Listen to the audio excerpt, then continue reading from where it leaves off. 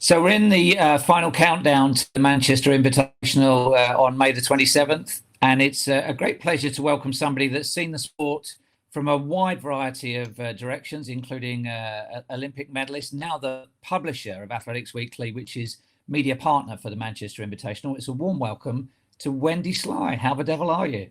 Good evening. I'm fine, thank you very much. So my first recollection of you in your Wendy Smith days was on the cover of Athletics Weekly in the Women's National, and I think you were placed. You got a medal, and would you have only been 17 in the Senior Women's National at the time? Yeah, I mean, I grew up with cross country, as a lot of middle distance runners did back then, and I won the intermediate national the year before and went into the senior national slightly petrified, I think would be the right description, but found myself up at the front with the likes of Joy Smith and Mary Stewart, and just got pipped by Mary at the finish to finish second. Yeah, and I was just 18. So we often think of youth prodigies as burning out and not, for whatever reason, making it as a senior. You did. I mean, you went on to win everything the sport has to offer. So what was the secret there? Should Neville Taylor take a bow for some of that? Yeah, I think Neville should absolutely take a bow for that, and my ex-husband Chris Sly as well.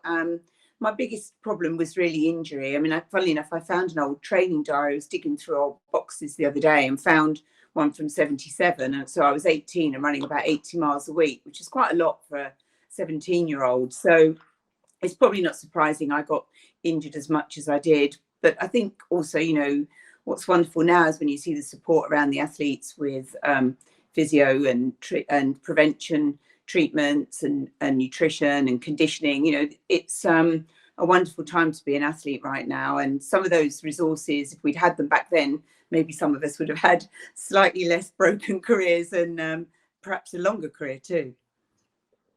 But you still hit the heights. I mean, it was in one of the most talked about races ever. There's been a feature film and a documentary on it, the Los Angeles women's 3,000 meter final, where you got a medal and Zola Budd and Mary Decker didn't. Sometimes with that sort of distance, looking back, your life becomes a series of little snapshots. You can remember glimpses and little moments from it. What are the moments that you remember from that day, that race? Well, it's interesting because you just mentioned about my coach, Neville Taylor, and he had a huge part to play in preparing me for that, because it had been a very disruptive lead up to the race with the Zola Budd controversy and injury. I had just about everything you could imagine in the way of disruption. And he got me to a real place of calm before I stepped onto the track for that final. I think, strangely, I don't really necessarily remember the fall as much as perhaps people would think I do. I do remember thinking, wow, I've got to go now. And apparently at the same time, Neville in the stands had gone, go, go, just like that, as we saw it as an opportunity to get away, and thought she was going to get back up again. And then I think probably after that memory would be coming down the home straight. I think we've all had those experiences where there's a lot of lactic in the legs, and it had been a fairly stressful experience, the race itself anyway. And I just kept thinking, oh God, hang on. You're second at the moment. Don't let two people come past you and finish fourth. So fortunately, I had enough in my legs to hang on in there and walk away with the silver. So yeah, that was a really great feeling, that feeling of crossing the line. I have to say it was probably more relief than anything else. When you were competing at that time, there were a lot of races, there were a lot of track and field meetings through the summer, but it was fairly unstructured. We were getting the early days of the Mobile series, and there was a Golden Four, was it, Zurich and Brussels and things like that.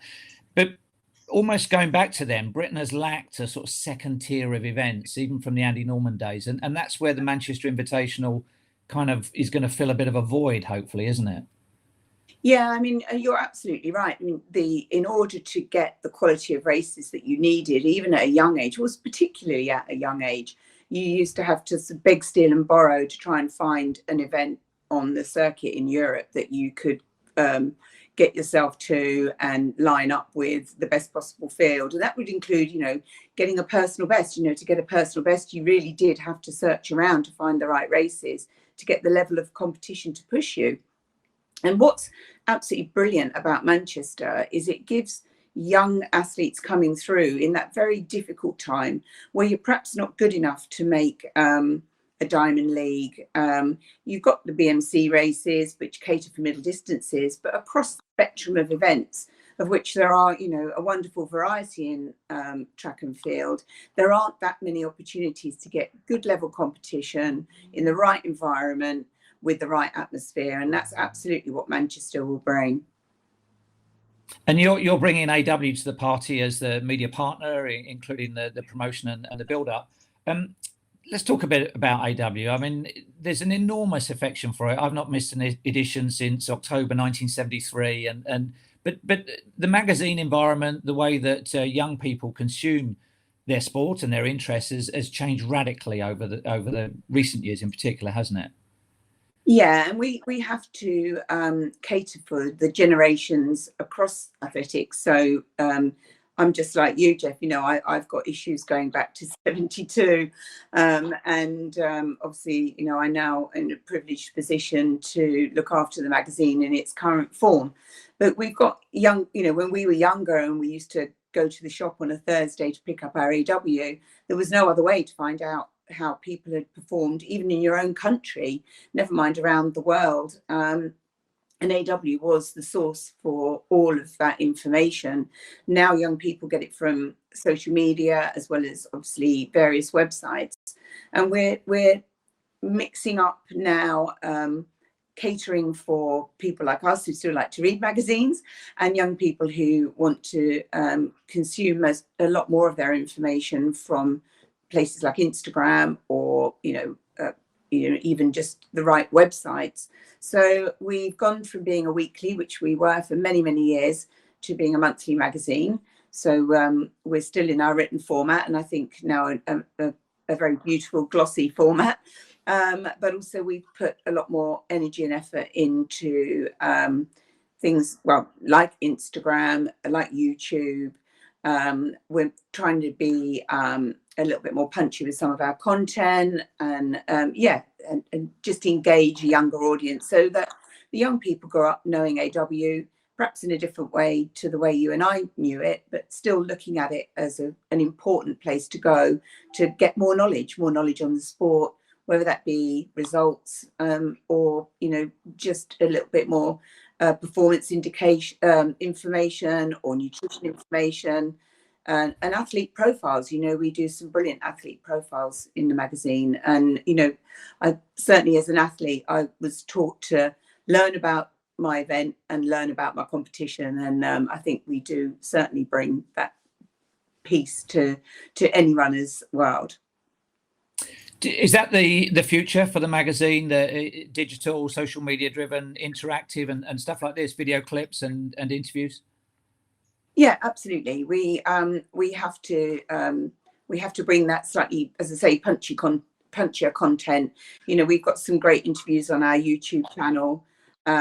We've got a new young member of the team who's far better equipped than someone like me to know what the latest trends are, and you know, he's done a great job at building up a good following on all of our social channels and, say, more recently YouTube.